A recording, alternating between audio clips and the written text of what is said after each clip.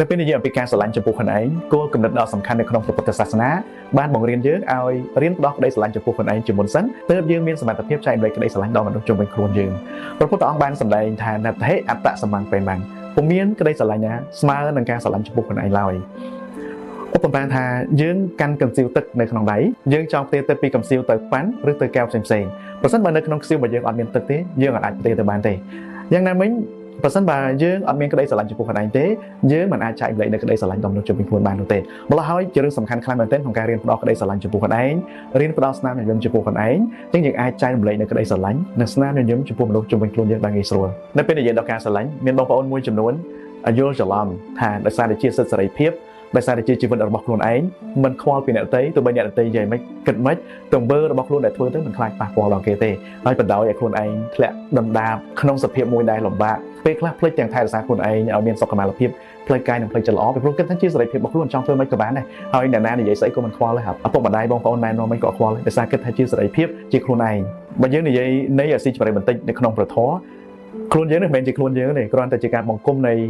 ខណ្ឌទាំង5ហើយធាតុទាំង4តែប៉ុណ្ណោះអ្វីដែលសំខាន់ទៀតនោះត្រូវដឹងថាខ្លួនយើងនេះមិនមែនមានតែយើងម្នាក់ឯងទេគឺមានឪពុកម្ដាយរបស់យើងយាយតារបស់យើង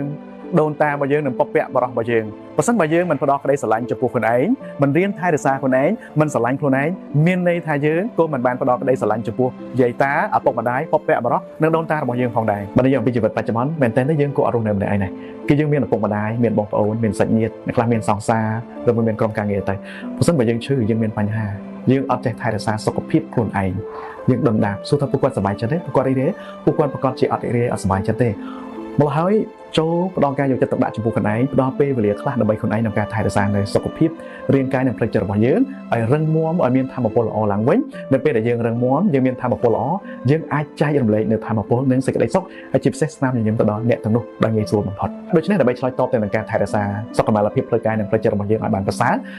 មកស្វែងយល់អំពីវិធីងាយៗទាំងអស់គ្នាជាមួយខ្ញុំទី1រៀនថែរក្សាសុខុមាលភាពផ្លូវកាយនិងផ្លូវចិត្តរបស់យើងឲ្យបានប្រសើរតាមរយៈនៃការហាត់ប្រាណយ៉ាងហោចណាស់3-4 ដងមួយសប្តាហ៍ហើយជាមួយសុខភាពផ្លូវចិត្តរបស់យើងចូលធ្វើសមាធិជារឿយៗមួយថ្ងៃ5 ឬក៏10 នាទីក៏ជារឿងសំខាន់ក្នុងការបង្កើនថាមពលប្រចាំថ្ងៃនោះដែរ